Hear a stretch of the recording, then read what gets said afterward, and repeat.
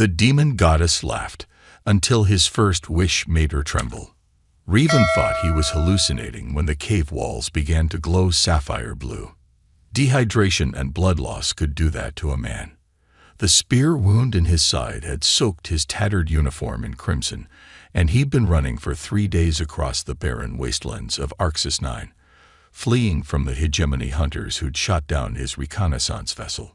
The blue light pulsed, growing brighter, casting bizarre shadows on the rough stone walls.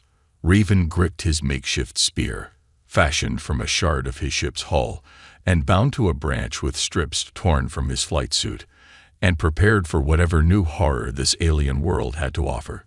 He'd already fought off 2 packs of the native predators, vicious 6-limbed creatures with azure fur and teeth like serrated blades. Well, he whispered through cracked lips, if this is how it ends, at least it's interesting. The light coalesced, swirling like liquid stardust, gradually forming into a humanoid shape. Revan blinked, wondering if this was death coming for him in some unexpectedly beautiful form. The figure solidified. A woman, tall and impossibly graceful, with skin the color of deep ocean waters. Her eyes glowed like twin supernovas, a fierce crimson that seemed to burn through Revan's very soul. Curved horns emerged from her temples, sweeping backward in elegant arcs, and her hair, black as the void between stars, floated around her as if suspended in water. She wore what appeared to be armor, though it seemed to shift and flow like quicksilver, hugging the contours of her lithe, powerful body. Around her neck hung a pendant of obsidian that seemed to absorb rather than reflect the light emanating from her skin. "Human," she said, her voice resonating in Revan's mind rather than his ears, "you have entered my sanctuary." Revan tried to stand but collapsed against the cave wall, his wound sending fresh agony through his body. "Didn't mean to trespass," he managed, "just trying not to die." The blue woman tilted her head, studying him with those burning eyes. "You are the first visitor I've had in 3,000 years. The last was also dying." A smile curved her lips, revealing teeth as sharp as the predators that roamed outside. He begged for his life. "Will you beg as well?" Revan laughed, a harsh sound that echoed in the small cave. "Never been much good at begging. If you're going to kill me, just make it quick. Been running too long to care much about the how of it." Something flickered in those fiery eyes. Surprise, perhaps. She moved closer, her movements fluid and otherworldly. "You're not afraid." "Didn't say that." Revan coughed, tasting blood. "Just too tired to perform for you. Fear's a luxury for people with a future." The blue woman knelt beside him, close enough that he could feel a strange, electric coolness radiating from her skin. She examined his wound with a dispassionate gaze. "You'll die before the next rising of the white sun," she stated matter-of-factly. "Figured as much." She reached out, her slender blue fingers hovering over his injury. "I could save you." Revan narrowed his eyes, suspicion cutting through his pain-fogged mind. "Why would you?" "I am Azura, the fallen goddess of this realm. Once, civilizations spanning 3 star systems worshipped me. Now I am bound to this cave, this prison, by the magics of a race long extinct." Her voice hardened. "I can grant wishes, human. 3 wishes to any mortal who enters my domain. Those are the terms of my imprisonment." "Wishes," Revan repeated flatly. "Like in children's stories. Call it what you will. I can bend reality to fulfill desires. But there are conditions." She traced a symbol in the air, leaving a trail of blue light that slowly faded. "I cannot kill directly. I cannot create love. And once granted, a wish cannot be undone." Revan studied her face, searching for deception. Pain clouded his judgment, but survival instinct, the same that had kept him alive through a decade of interstellar conflicts, warned him that nothing came without a price. "What's the catch?" "You get my soul, my firstborn child." He smiled grimly. "Not that either's worth much." Azura laughed, a sound like crystal chimes in a storm. "Nothing so primitive.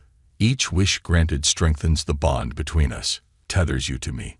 3 wishes, and when you die, as all mortals must, your life essence will feed my power. It is sustenance. So I get a few miracles, you get a snack. That's the deal." She nodded, her horns catching the blue light. "Choose wisely, human. The strength of your desires determines the strength of our bond." Revan closed his eyes, considering. He had nothing to lose. Death was already clawing at him. And if this strange being could truly grant wishes. "All right," he said, opening his eyes to meet her burning gaze. "My first wish is to understand exactly what you are, not what you claim to be, not what others have called you, but your true nature. I want to see your essence, your core, everything that makes you you." Azura froze. Her crimson eyes widened, the light within them flickering like a flame in a sudden wind. For a moment, the blue glow of her skin dimmed, and Revan thought he saw something pass across her face. Fear, perhaps, or shock. "You?" Her voice faltered, something he wouldn't have thought possible from this imperious being. "You wish to see my true self." "I do," Revan confirmed, surprised at her reaction. Azura's form seemed to waver, the edges of her becoming indistinct. She raised a hand to the obsidian pendant at her throat, clutching it as if for support. Her voice, when it came again, had lost its resonant power, sounding almost vulnerable. "In 3,000 years, no one has ever." She swallowed, a strangely human gesture. "They wish for power, for wealth, for vengeance. Never for this. Will you grant it?" Revan pressed, fascinated by the effect his request had produced. Azura stood abruptly, turning away from him. Her shoulders, blue skin gleaming in the ethereal light, trembled visibly. "You do not know what you ask," she whispered. "To see me as I truly am would unmake your mind. Mortals cannot comprehend." "Try me," Revan interrupted. "I've seen things that would unmake most minds. If I'm going to sell my afterlife to you, I want to know what I'm dealing with." She turned back to him, and there was something new in her eyes. A reluctant respect, perhaps. "Very well, but I will not be responsible for what this knowledge does to you." Azura knelt before him again, reaching out to place her palm against his forehead. Her touch was cool, sending a tingling sensation across his skin. "Look," she commanded softly. The cave disappeared. Revan's consciousness expanded, stretching beyond the limits of his physical form. He saw Azura, not as the blue-skinned woman, but as she truly was, a vast, ancient intelligence, a being of pure energy that existed across multiple dimensions simultaneously. He witnessed her birth from the collapse of a dying star, her evolution over eons, her discovery of intelligent life on a dozen worlds. He saw civilizations rise around her, building temples and creating religions to worship the strange, beautiful entity that could manipulate reality with a thought. He witnessed her curiosity about these fragile, temporary beings, how she learned to assume physical form to interact with them more directly. He felt her growing affection for her worshippers, her desire to protect them. Then came the betrayal. A race called the Vemari, masters of a science so advanced it bordered on magic, grew jealous of Azura's influence. They crafted a prison not of matter but of cosmic law, binding her to a single physical form, restricting her power to the granting of wishes, forcing her to feed on the life energy of those she helped. Raven experienced her rage, her grief, her loneliness as civilizations forgot her, as her temples crumbled to dust, as millennia passed with only the occasional lost traveler to break her isolation. He felt her hunger, not for power, but for connection, for purpose, for freedom. When Revan's consciousness returned to his body, tears streaked his face. Azura was watching him warily, her expression guarded. "Now you see," she said quietly. "This is what I am, a prisoner, like you, a relic of a forgotten age." Revan struggled to find his voice, his mind reeling from the vastness of what he'd experienced. "You're so much more than that," he finally managed. "They tried to diminish you, but they couldn't. Not really." Azura stared at him in disbelief. Your mind remains intact. How is this possible? Revan laughed weakly. Disappointed you won't get to watch me go insane. No, she replied, genuine surprise in her voice. I am relieved. She studied him with new interest. Perhaps you are more than you appear as well, human. Name's Revan. If we're going to be cosmically bonded, might as well use it. Revan, she repeated, the name sounding strange and beautiful in her otherworldly voice.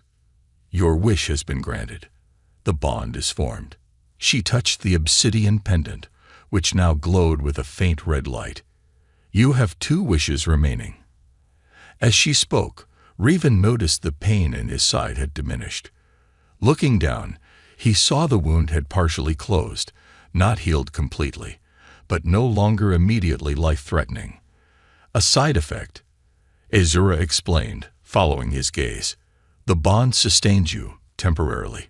Your life is tied to mine now, in part. Revan nodded, pushing himself to a more upright position against the cave wall. Second wish, then. I wish to know exactly how to escape this planet alive, evading both the hegemony hunters and the local wildlife. Azura's lips curved in a slight smile. A practical wish. Very well. She waved her hand, and the air between them shimmered, forming a 3-dimensional map of the surrounding terrain. Glowing dots moved across the landscape, red for the hegemony soldiers, blue for the dangerous predators. The hunters have established a perimeter here, she said, indicating a Y-arc to the north of the cave. They believe you are wounded and moving slowly, so they are methodically sweeping inward. The map zoomed out, revealing more of the planet's surface. There is an abandoned outpost here, 18 kilometers south. It belonged to miners who excavated rare minerals from these mountains decades ago. A communications array remains functional, drawing power from geothermal vents. The image shifted again, showing a winding path through deep ravines. This route will conceal you from aerial scanners. The predators avoid these narrow passages. They prefer open ground for hunting. She pointed to a small pond nestled in a rocky depression. Here you will find water safe for human consumption. The local flora includes these. An image of a purple-stemmed plant with thick leaves appeared, which contain nutrients compatible with your physiology. They taste bitter but will sustain you. Finally, the map focused on the outpost itself, a cluster of low, weathered buildings partially reclaimed by the planet's vegetation. The main communications console is here. It operates on an old frequency the hegemony no longer monitors routinely. You can send a narrow beam transmission that should reach your people before the hunters detect it. Revan memorized every detail, his tactical mind already formulating a plan. Thank you, he said, genuine gratitude in his voice. Azura seemed startled by his thanks. She dismissed the holographic map with a flick of her wrist. The wish is granted. The bond strengthens. The pendant glowed brighter now, pulsing in rhythm with Revan's heartbeat. One wish remains, she said, watching him intently. Choose with care. Revan considered his options. He could wish for power to defeat his enemies, for instantaneous transport off the planet, for any number of things that would ensure his immediate survival. But something about Azura's story, about the prison that held her, tugged at his conscience. Tell me, he said slowly, if I used my last wish to free you from your imprisonment, would that be possible? Azura's entire form went rigid. The blue glow of her skin intensified, illuminating the entire cave. Why would you consider such a thing? She demanded, her voice sharp with suspicion. You know nothing of me beyond what I've shown you. I could be manipulating you, deceiving you. Are you? Her eyes flashed. No, but you have no reason to trust that answer. I saw your essence, Revan reminded her. I felt your memories, your desires. You want freedom, not destruction. You protected those civilizations before the Vemeri trapped you. That was eons ago, she countered. Isolation changes beings, even ones like me. Vengeance can become an obsession. Revan nodded. Fair point. So let me ask directly. If freed, Would you harm innocent beings? Would you seek revenge on civilizations that had nothing to do with your imprisonment? Azura was silent for a long moment, her fiery gaze holding his. Finally, she spoke, her voice soft but intense. I would not. The Vimari are long extinct. Their empire fell millennia ago. My anger died with them. She knelt beside him again, bringing her face close to his. But freedom. Freedom would mean I could leave this place, could traverse the cosmos again, could interact with life throughout the universe. Would you help my people? Revan asked. The hegemony is consuming world after world. Millions are enslaved. More are killed when they resist. We fight, but we're losing. You would use your wish not for yourself, but for your kind. Azura seemed genuinely puzzled, even knowing you might not survive to see the outcome. I've been fighting this war for 10 years, Revan said, weariness evident in his voice. Watched too many good people die. If my death can mean something, he shrugged.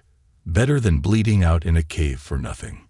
Azura stood, pacing the confines of the cave, her form occasionally passing through solid rock as if it were mist. Your wish could free me, she acknowledged, but the process would unleash enormous energy. This physical form would be destroyed, and a new one would take time to coalesce. I could not save you from the immediate aftermath. But you would help my people after. You'd honor that commitment. She stopped pacing, fixing him with that burning gaze. I would. A life freely given deserves honor in return. She hesitated, then added, but there may be another way. A compromise. Revan raised an eyebrow. I'm listening. Wish for us to leave this place together, she suggested. For both of us to escape. The bond between us is already substantial. It could sustain a partial manifestation of my power outside this prison. Not freedom, but an extension of my reach. You'd still be trapped. My true essence would remain bound here, yes. But I could project a physical form through you, could travel where you travel, help where you fight. Her eyes gleamed. It would be a symbiosis. Revan considered the implications. And when I eventually die, the bond would break. I would return here. She touched the pendant at her throat. But until then, we would be partners of a sort. My power at your disposal, your cause becoming mine. Why offer this? Why not push for complete freedom? Azura's expression softened slightly. Because you showed me something I have forgotten, that some mortals can comprehend more than I believed possible. That connection need not always end in betrayal. Her voice lowered. And because after 3,000 years of solitude, even a temporary escape holds value.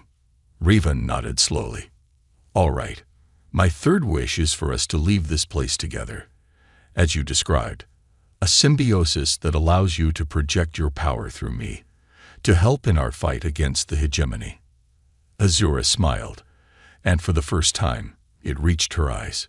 Wish granted, she whispered. The obsidian pendant at her throat shattered, releasing a flood of crimson energy that engulfed them both.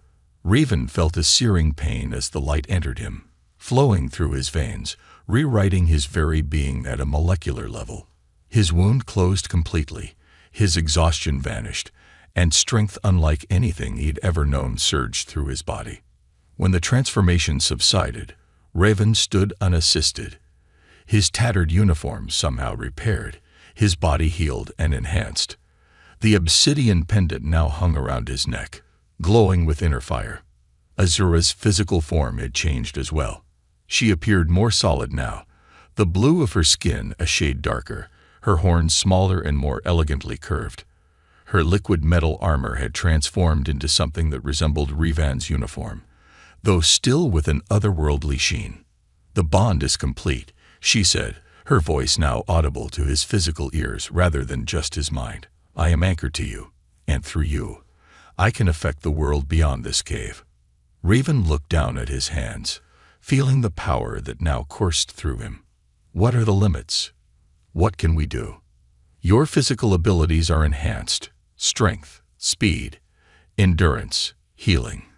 Through the pendant, I can manifest certain powers, shields of energy, limited telekinesis, the ability to sense threats. She touched the symbol on her armor, which matched the one on his uniform. We share consciousness to a degree. I can see through your eyes, speak through your mind, and you'll help me fight the hegemony. Our causes are now one, she confirmed. My power is yours to direct. Raven smiled grimly. Then let's begin with getting off this rock.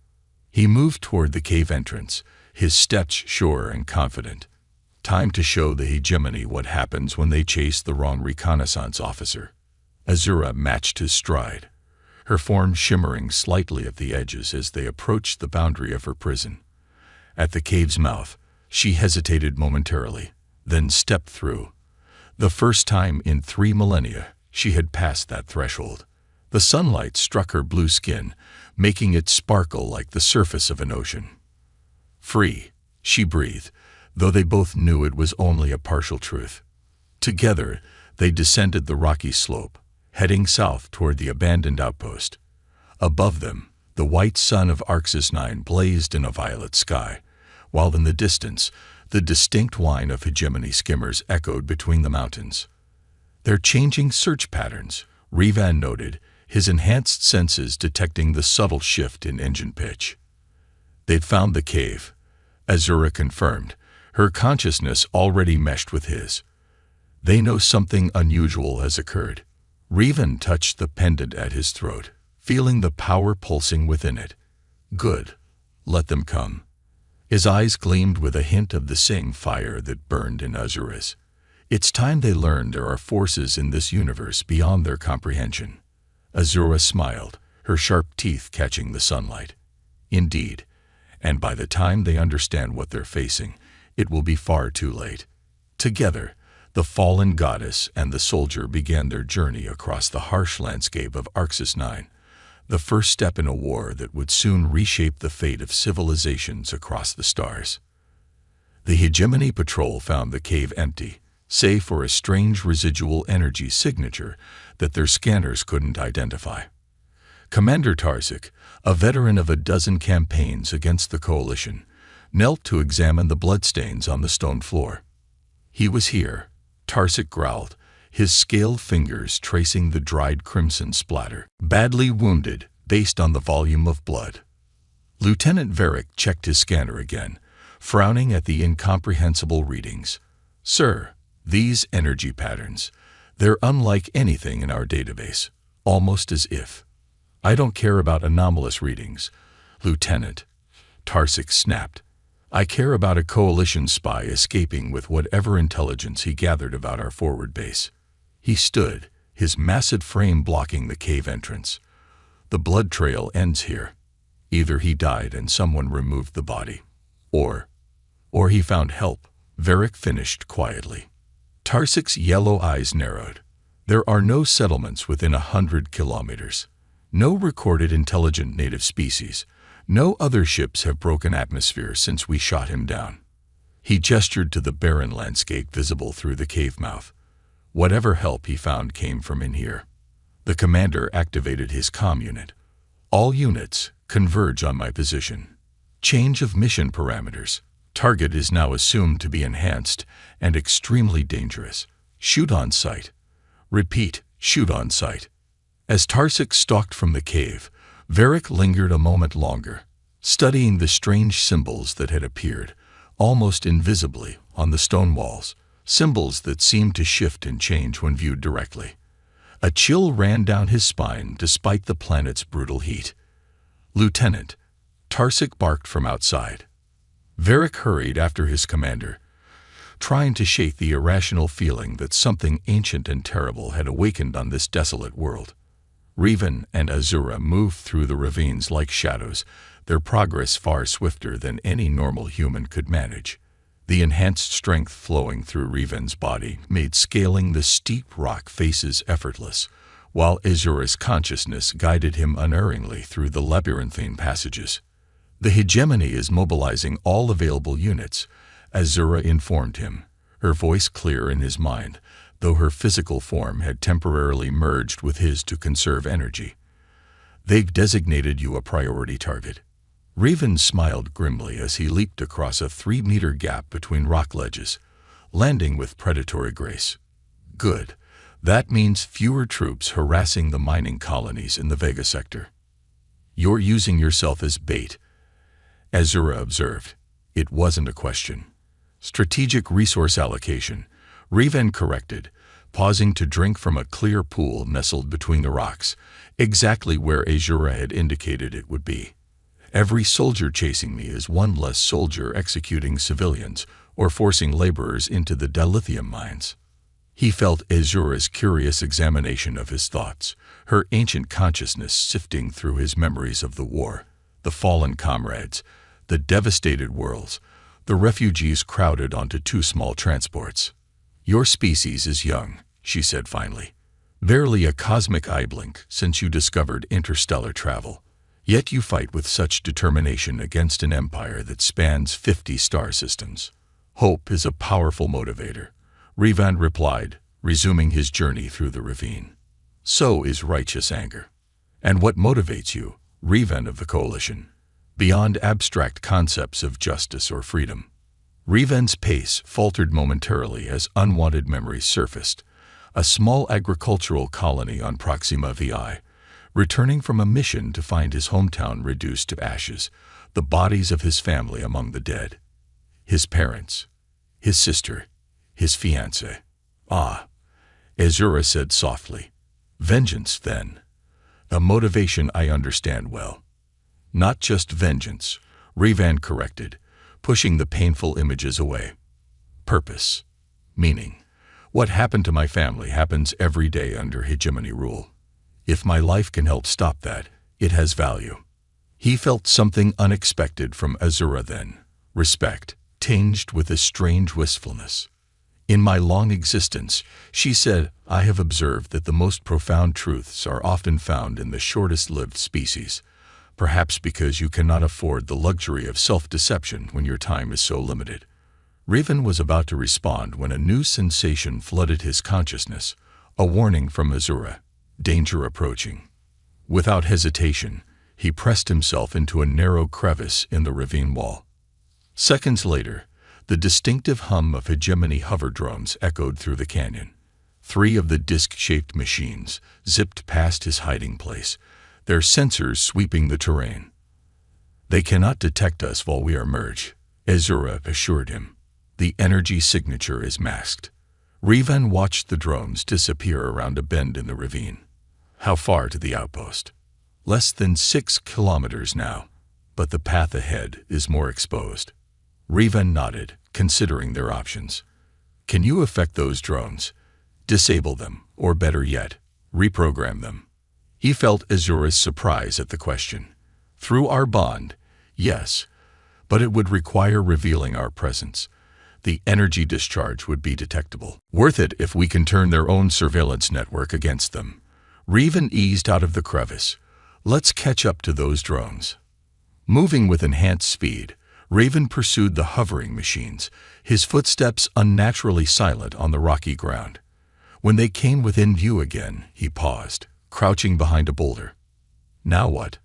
Azura asked. "Separate from me," Revan instructed. "Just enough to create a physical diversion while I circle behind them." Azura's form shimmered into existence beside him, her blue skin luminous even in the shadow of the ravine. "This will draw their attention immediately." "Counting on it," Revan said with a tight smile. "Ready?" "Yes."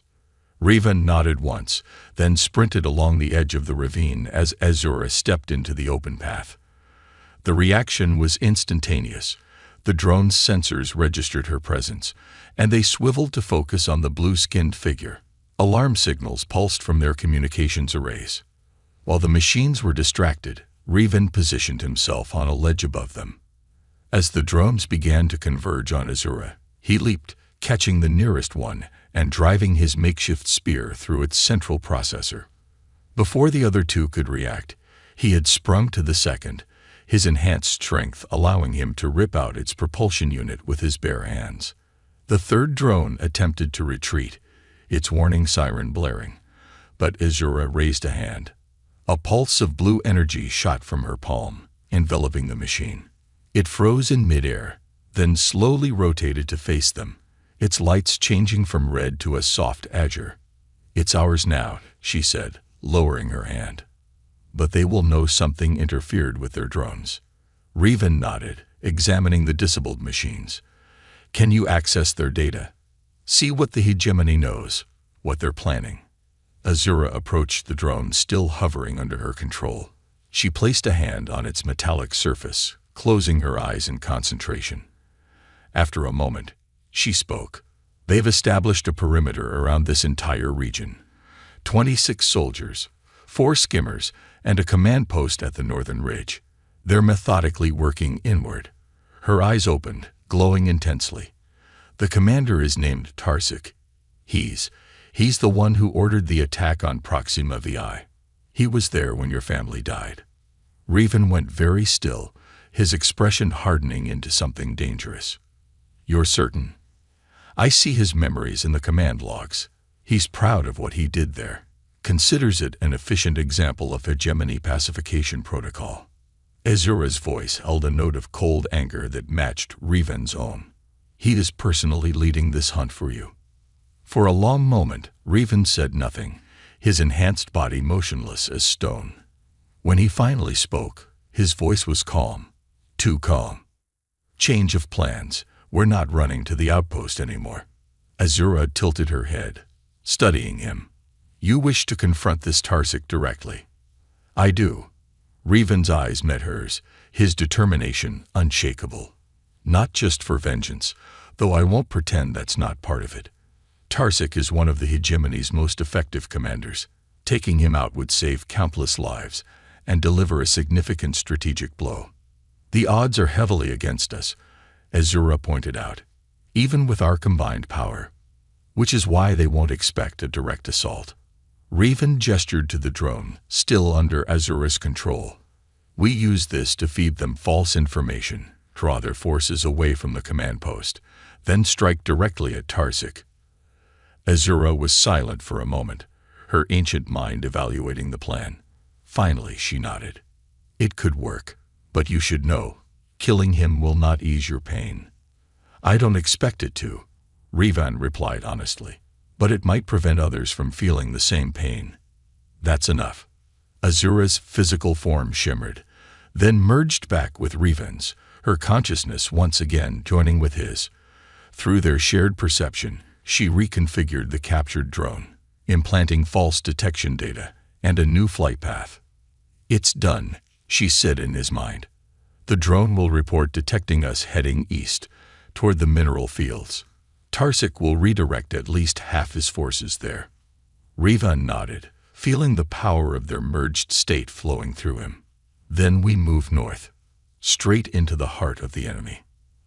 As they began the journey toward the hegemony command post, Revan felt Azura's presence in his mind, not intruding, but observing, evaluating. Finally, she spoke. "You are an unusual human, Revan. Most of your kind would use the power we now share for personal gain or immediate escape. Maybe I'm just practical," he replied as he scaled a sheer cliff face with impossible ease. "The hegemony would never stop hunting me. Better to remove a threat permanently than spend my life running from it." "No," Azura disagreed gently. "It is more than pragmatism. There is something in you that resonates with what I once was, a protector." Revan reached the top of the cliff and paused, gazing toward the northern horizon where the command post waited. "I couldn't protect the people who mattered most to me. Maybe that's why." "Perhaps," Azura conceded, "or perhaps it is simply who you are." After a brief silence, she added, "Either way, I find I do not regret our bond." Despite everything, Revan smiled slightly. High praise from a former goddess. "Not former," she corrected with unexpected fierceness. "Fallen, but not diminished, as you will show this Commander Tarsik very soon." Together, they continued north, two beings united by circumstance, but increasingly bound by something deeper, a shared purpose that transcended the vast differences between them. And ahead, unaware of what approached, Commander Tarsik prepared his forces for what he believed would be a simple execution of a wounded spy. He could not have been more wrong. The Hegemony Command Post was a model of military efficiency, a prefabricated structure of reinforced polycarbon, surrounded by automated defense turrets and sensor arrays. It sat atop a rocky plateau that offered a commanding view of the surrounding terrain, making the conventional approach nearly impossible. Raven observed the installation from the shelter of a deep crevice 2 kilometers away, his enhanced vision allowing him to pick out details that would have been invisible to normal human eyes. 4 guards on perimeter patrol, he noted. Turrets at each corner, motion activated. 2 skimmers on standby, pilots nearby. And inside, 8 more soldiers, including Tarsik. Azura completed, her consciousness meshed with his. The diversion worked. He dispatched 12 troops to the eastern sector. But he remains cautious. Raven studied the command post's layout, formulating a plan. The turrets are the first problem. Can you disable their targeting systems without triggering alarms? Yes, but not from this distance. We would need to be within approximately 100 meters. And the moment we move into that open ground, we'll be spotted by the perimeter guards. Raven's eyes narrowed as he spotted a potential solution. Those rock formations to the west create a blind spot in their sensor coverage. If we time it with the patrol rotation, we would have approximately 40 seconds to cross 200 meters of exposed terrain. Azura calculated. Possible with your enhanced capabilities, but risky. Raven nodded. Then we need a distraction, something to draw their attention eastward, away from our approach. He gestured to a cluster of boulders on the opposite side of the plateau. Can you project an energy signature there? Something that would register on their sensors, but wouldn't be immediately identifiable. Azura considered. Yes, but it would temporarily weaken our bond. My consciousness would be divided. For how long? Perhaps 2 minutes. During that time, your enhancements would be reduced by approximately 60%. Raven weighed the options. Still better than my normal capabilities. Let's do it. Azura's consciousness partially separated from his, though her physical form remained merged. Raven felt the difference immediately. The power flowing through him dimmed, his senses becoming less acute. Still, he was far stronger and faster than any unaugmented human. Ready. Azura's voice came, slightly distant now. On your mark. Raven watched the perimeter guards, timing their patrol pattern. Now, on the eastern edge of the plateau, a blue glow appeared among the rocks, pulsating with increasing intensity. Within seconds, alarms blared from the command post.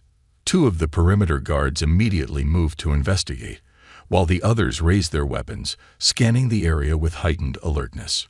Raven seized the moment, sprinting from his hiding place toward the western approach.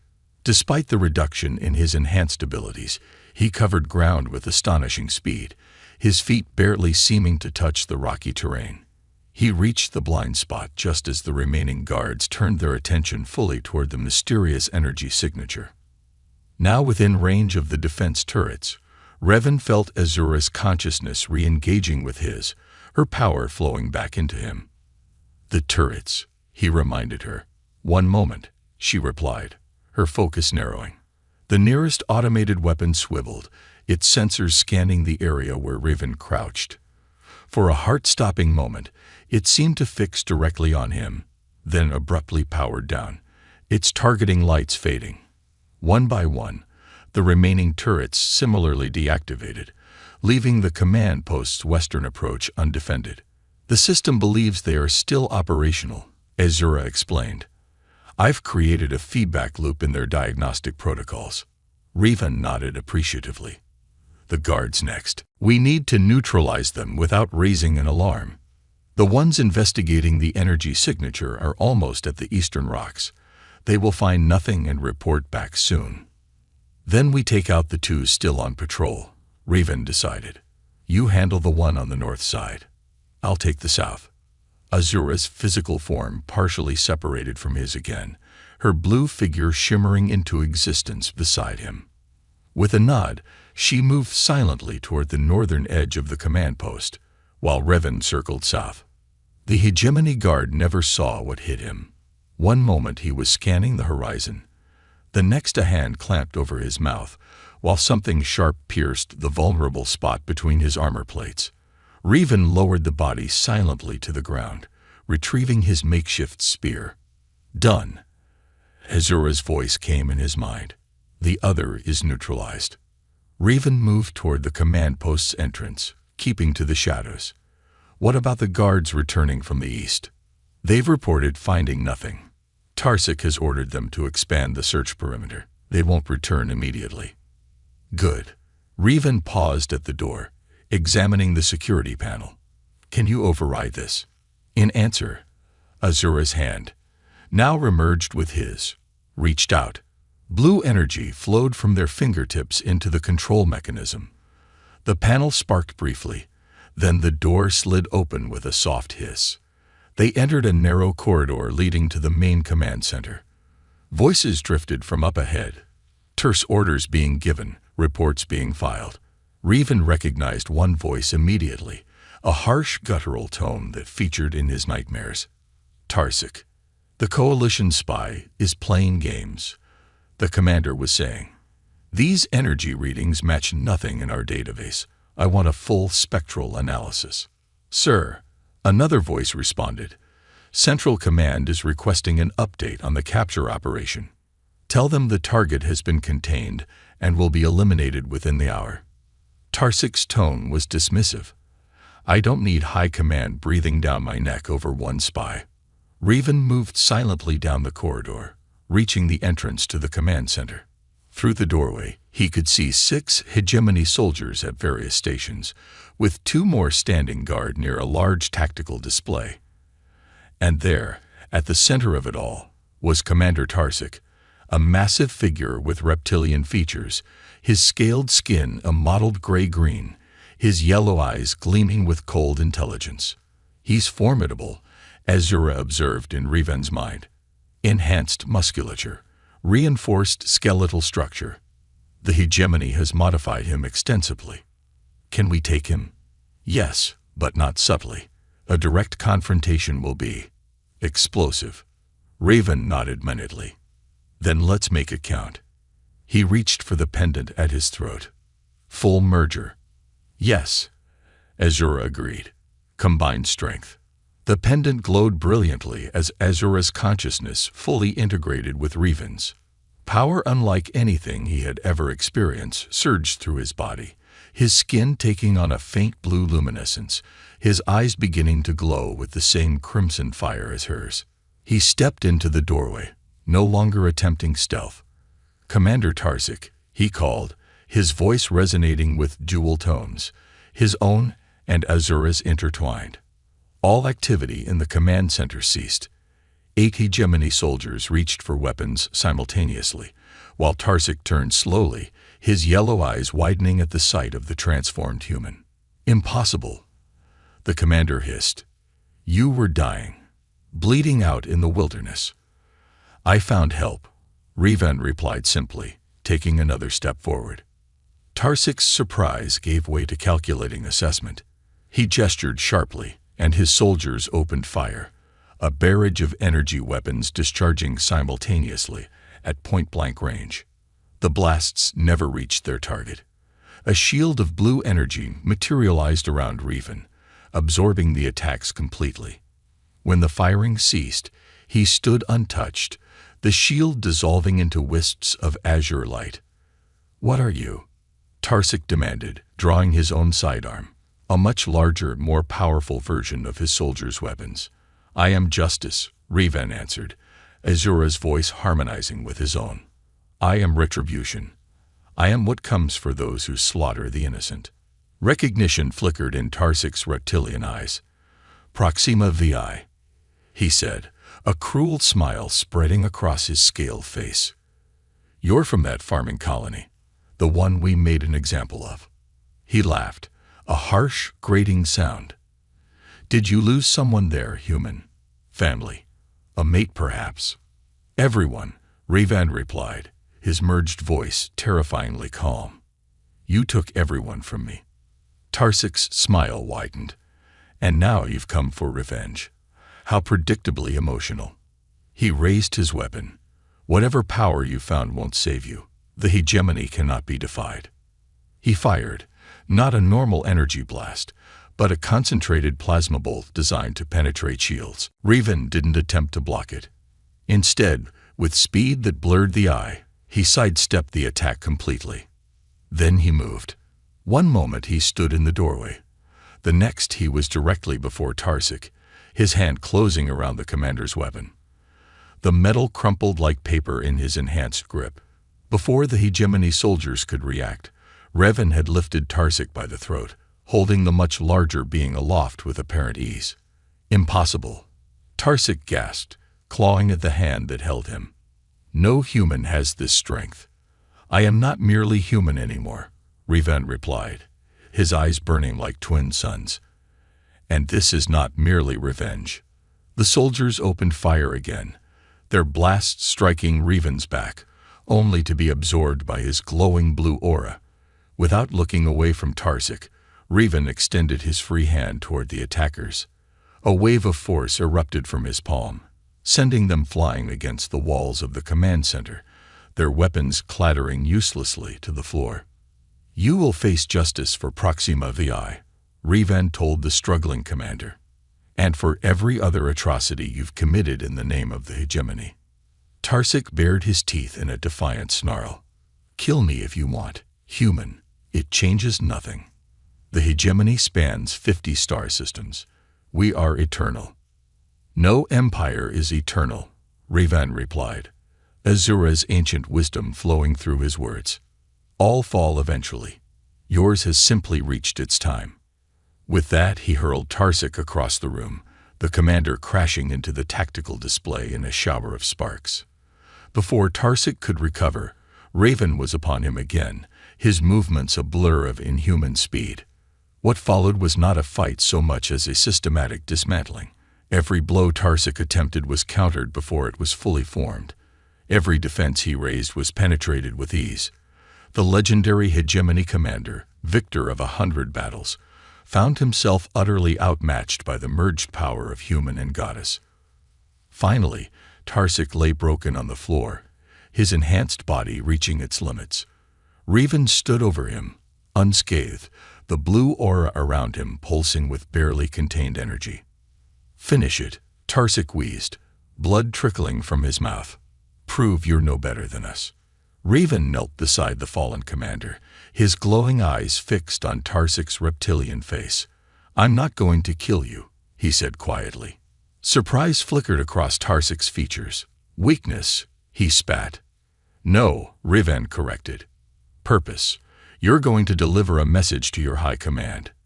He placed a hand on Tarsik's chest, and blue energy seeped from his fingers into the commander's body. "You're going to tell them exactly what happened here. You're going to make them understand what they're now facing." Tarsik's eyes widened as the energy spread through him, not harming but marking him in some fundamental way. "What? What are you doing to me?" "Insurance," Revan explained, standing once more. "A piece of Azura's essence now resides within you. You cannot lie about what occurred here, physically cannot speak falsehood about this encounter. And should you attempt to harm another innocent, the energy will activate, reminding you of this moment. Painfully." "You can't do this," Tarsik growled. "The hegemony will extract this foreign energy, will cleanse me." "They can try." Azura's voice emerged distinct from Revan's, though they remained merged physically. "But this is old magic, Commander. Older than your empire, older than your species. It is bound to your life force now." Revan turned away from the defeated commander, addressing the remaining hegemony soldiers who watched in stunned silence. "You have a choice. Continue serving an empire built on cruelty and oppression, or find another path. Either way, remember what you witnessed today. Tell others." Without waiting for a response, Revan strode from the command center. Outside, he moved with supernatural speed toward one of the skimmers, Azura's knowledge flowing through him as he quickly mastered the vehicle's controls. As the skimmer rose into the air, Revan took one last look at the command post below. Already, emergency protocols were activating, distress signals being sent.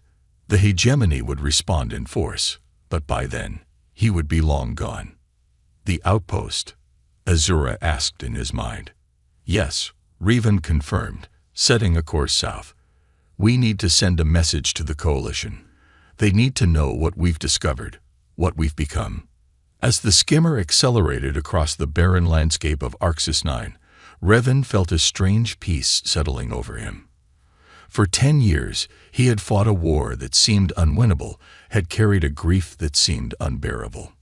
Now, with Azura's ancient consciousness joined with his, a new possibility had emerged, not just for vengeance, but for fundamental change. This is only the beginning, Azura observed, reading his thoughts. Yes, Revan agreed, the pendant at his throat glowing with promise. The beginning of the end for the hegemony. And across the stars, on 100 subjugated worlds, the oppressed and the downtrodden continued their daily struggle, unaware that a new force had entered the conflict, a force born from the unlikeliest of alliances, forged in the crucible of shared purpose and unexpected connection, a fallen goddess and a broken soldier, together becoming something neither the hegemony nor the cosmos itself had ever seen before. The abandoned mining outpost appeared on the horizon, as the white sun of Arxis 9 began its descent, casting long shadows across the barren landscape. Revan guided the skimmer to a landing near the largest structure, a communications hub whose dish array stood like a skeletal sentinel against the darkening sky.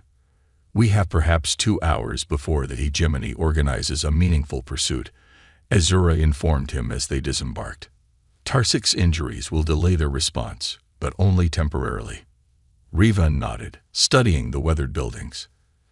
Time enough to send our message and be gone.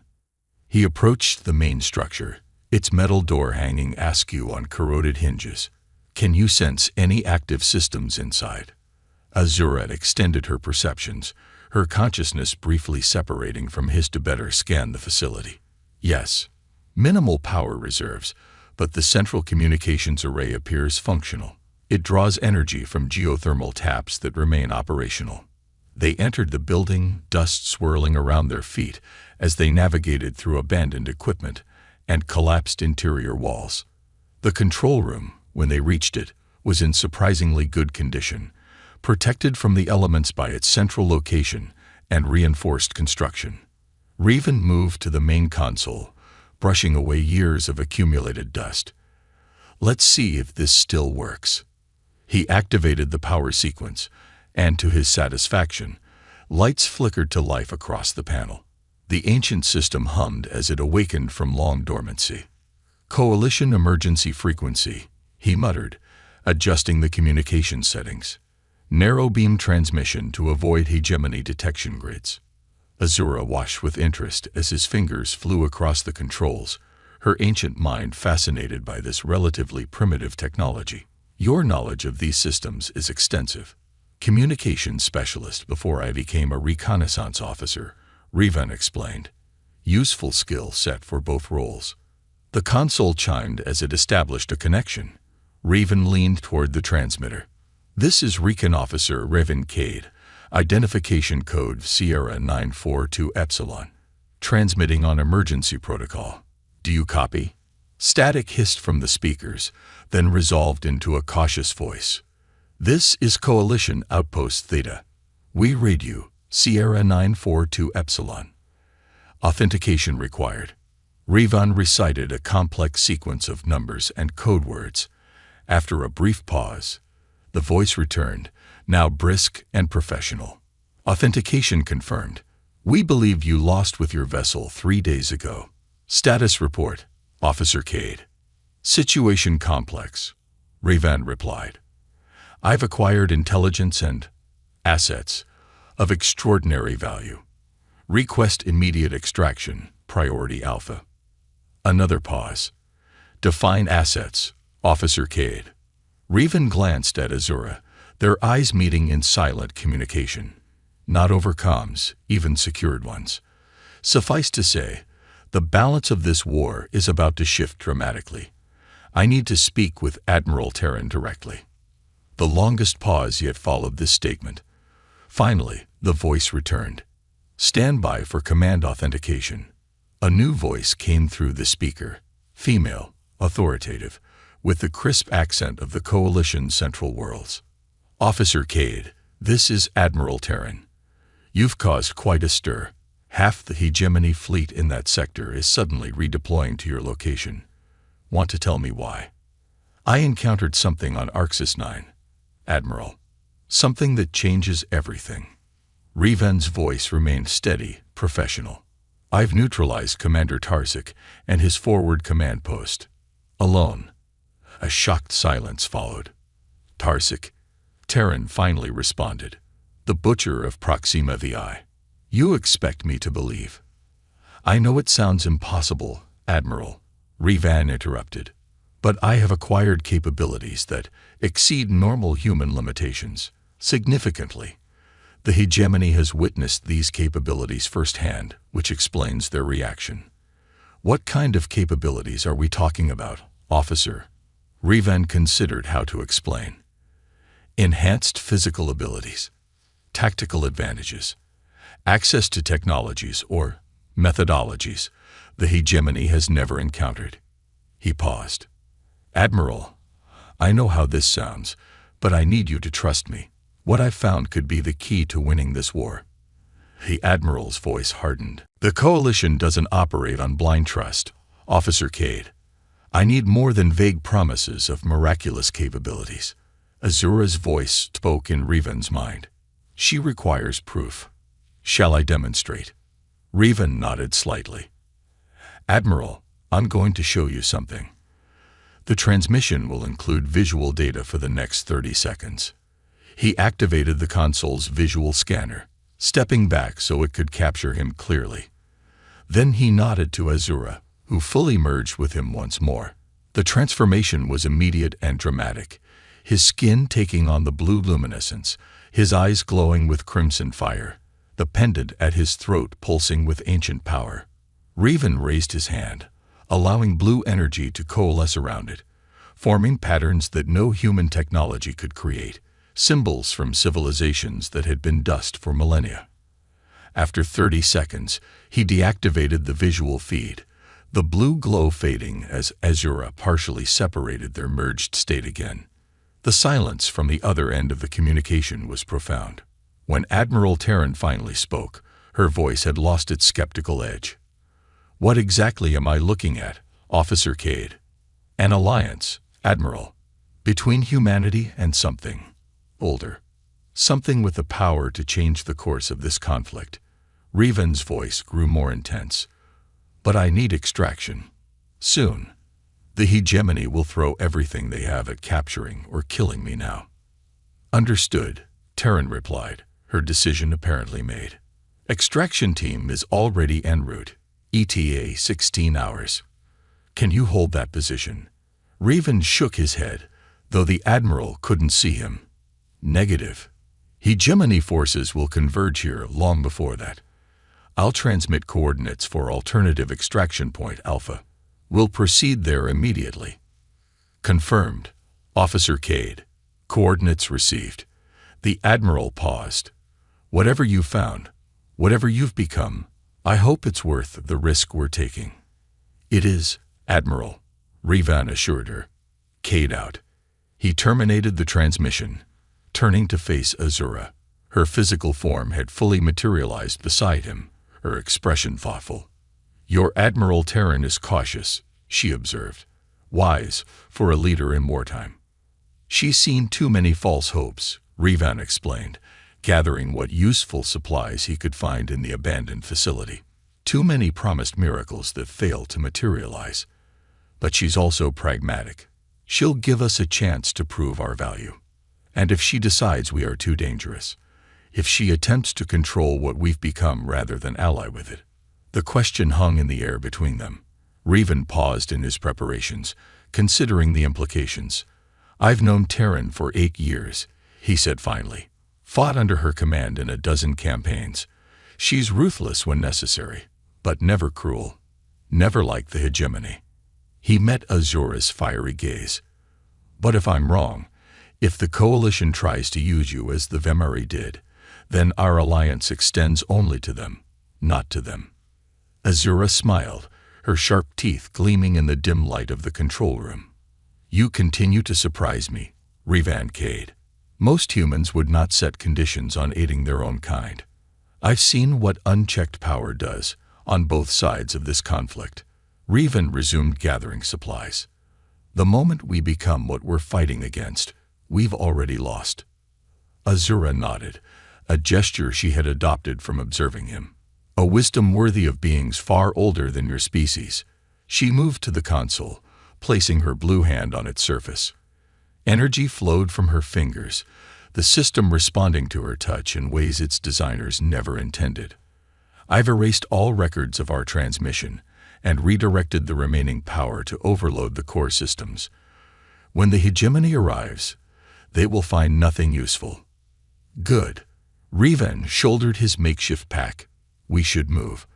Extraction Point Alpha is a cave system 20 kilometers northeast, defensible and shielded from orbital scans by mineral deposits.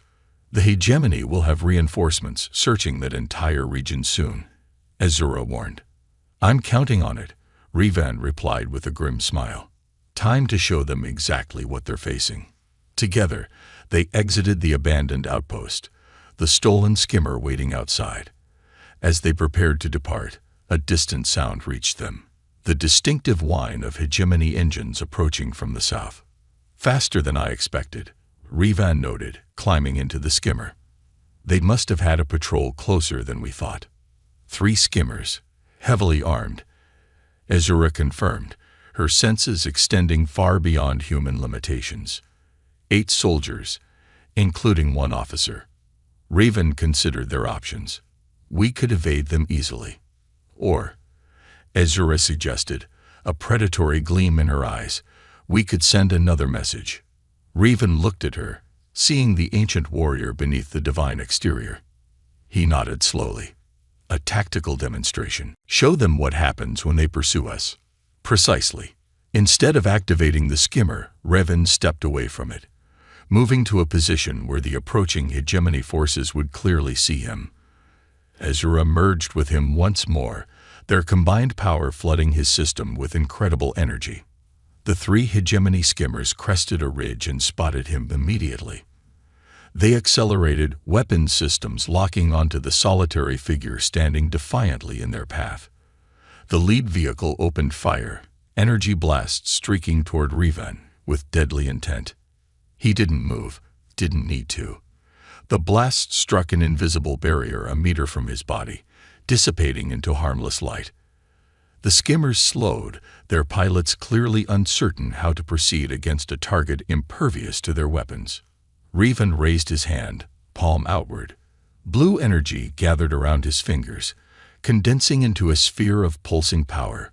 With a single fluid motion, he hurled it toward the approaching vehicles. The sphere expanded in midair, engulfing all 3 skimmers in a net of azure energy. The machines froze, suspended motionless above the ground, their engines still whining but unable to generate movement.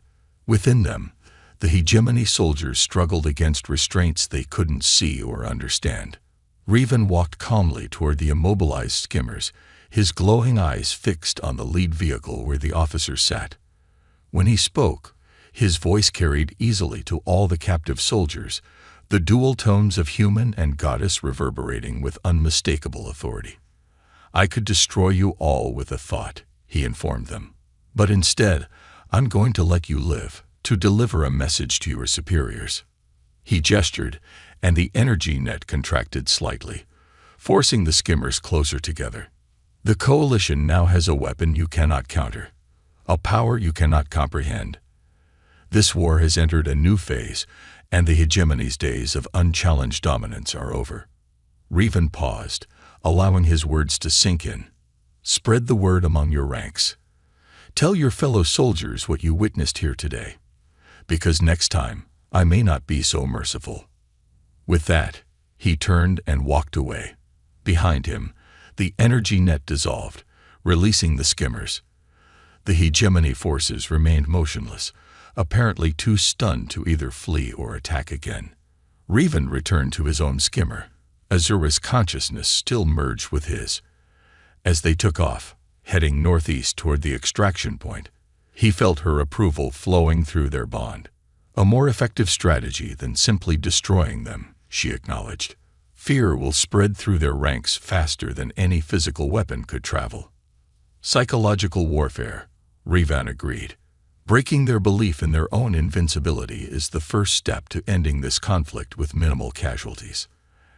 As the skimmer accelerated across the barren landscape, leaving the stunned hegemony forces behind, Revan felt a growing certainty that the impossible had become possible.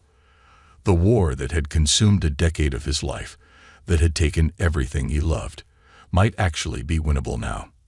And if winning meant becoming something more than human, merging his fate with an ancient power beyond his full comprehension, it was a price he was willing to pay. Beside him, in their shared consciousness, Azura reflected on her own transformation.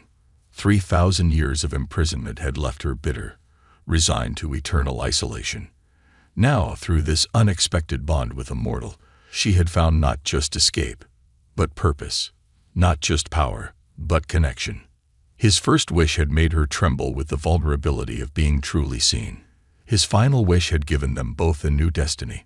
Together, they soared toward the horizon, where the first stars of evening were appearing in the violet sky of Arxis 9, harbingers of the vastness that awaited them, of the war they would transform, of the future they would forge. A future that neither god nor mortal could have imagined alone.